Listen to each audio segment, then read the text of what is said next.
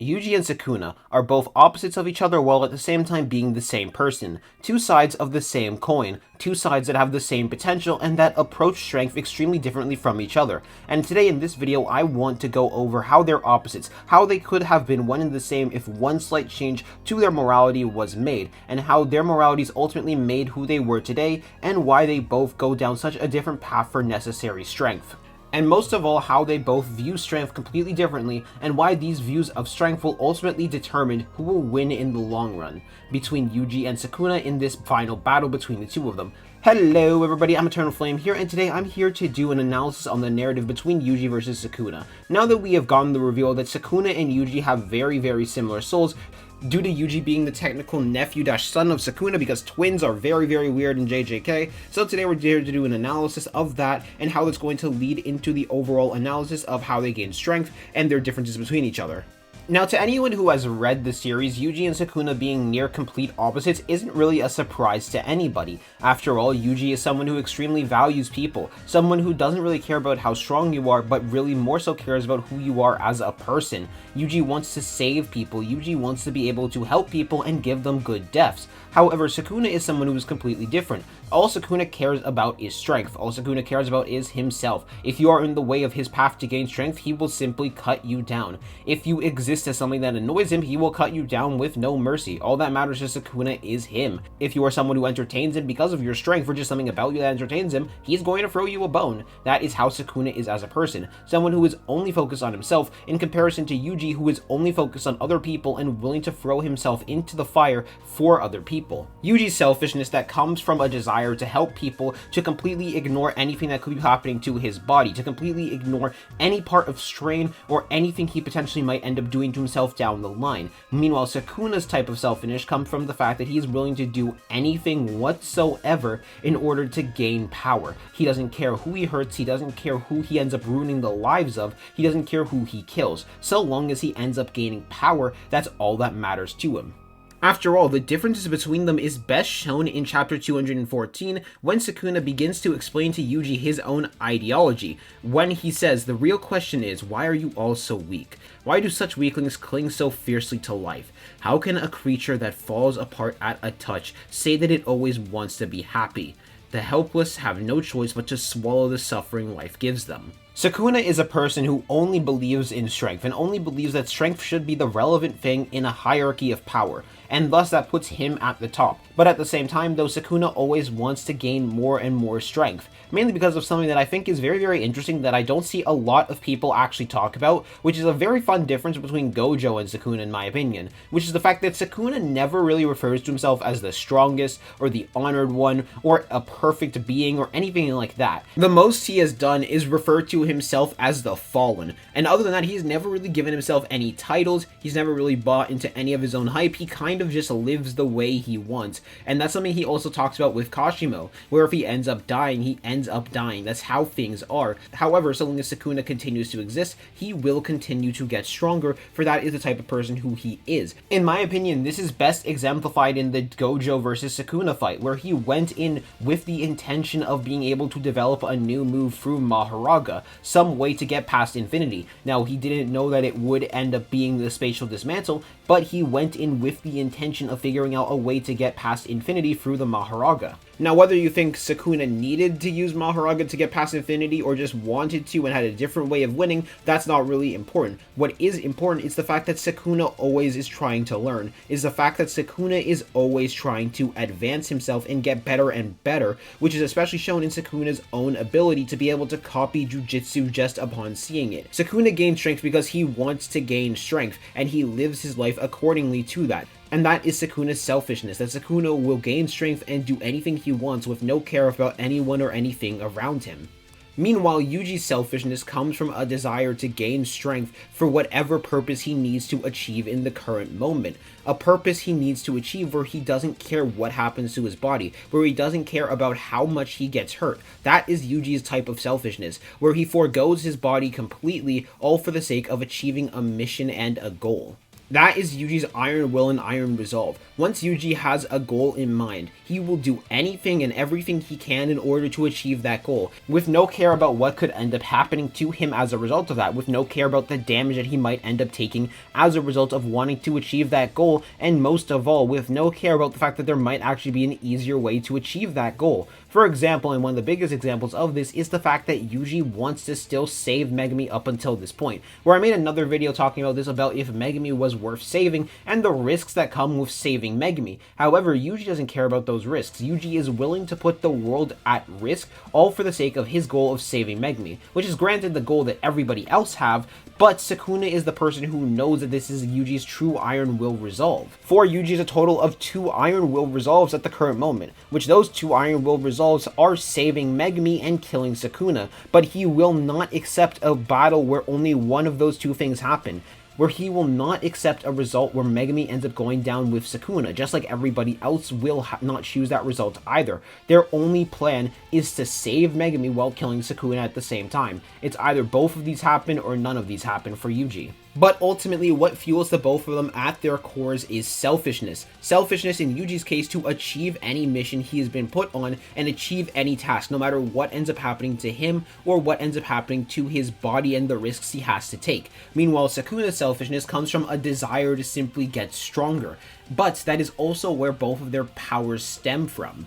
Yuji and Sukuna are nearly the same, however their selfishness are focused on 2 separate things. Yuji's selfishness is focused on the mission, focused on the greater good, and focused on trying to achieve something. Meanwhile, Sukuna's selfishness is focused on desire, is focused on himself, and a want to be able to get stronger, a want to be able to constantly learn. Now, I believe these differences spawn from multiple things, but the main reasons why I believe those differences spawned is because of the very time period that the 2 of them had grown up in. Sukuna grew up in a time period all around power, a time period about Jujutsu supremacy, the golden era of Jujutsu, and an era where he basically had no one, an era where he for the longest time was alone and needed to do anything to survive. So strength became a need, and in exchange for it becoming a need, it became something Sukuna praised. It became something Sukuna wanted to continue gaining. Even though he reached the pinnacle of his strength, that wasn't enough for him. He wanted to continue learning, he wanted to continue gaining more and more power.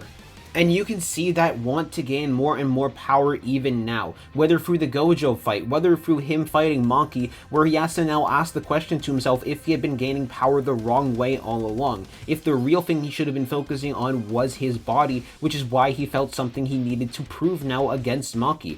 And he ended up proving his strength gain wasn't for nothing, because if Maki had managed to defeat him, it would have debunked his entire life.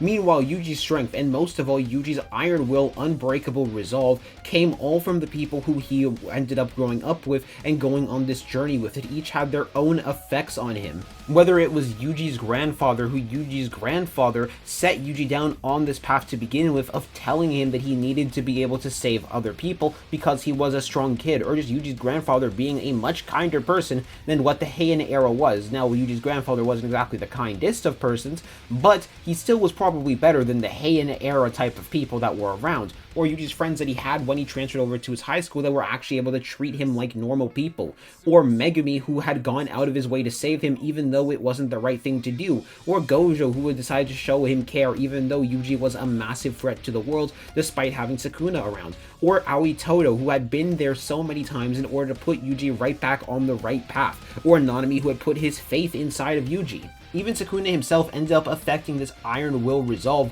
especially most shown in Shibuya, where Yuji truly got an idea of the consequences that was Sukuna, and it just truly ended up strengthening his resolve. Even though he was broken for a long time, thanks to Nanami and Todo, he was able to be put back onto the right path to make sure to know to never let Sukuna out, to set Yuji on a new path and a new mission in order to continue getting stronger, all for the sake of making sure Sukuna never gets out and making sure that he can eventually be the one to take down Sukuna. Now, he ended up failing in that because Sukuna had ended up taking advantage of an earlier Yuji, back when Yuji didn't have access to his Iron Will resolve back in the detention center when he had made a deal with Yuji. However, Yuji had managed to learn from his experience and now has an even deeper desire and will in order to kill Sukuna, that will that Sukuna is now trying to break on Yuji. In my opinion, the best shown difference between the two eras that they had grown up with and how they had an effect on Yuji and Sukuna is actually their usage of the shrine technique and how it is physically represented. Where Sukuna's shrine is represented as a bunch of knives, that is how Cleave and Dismantle is represented as. Knives to cut at an opponent, knives to slice an opponent down mercilessly,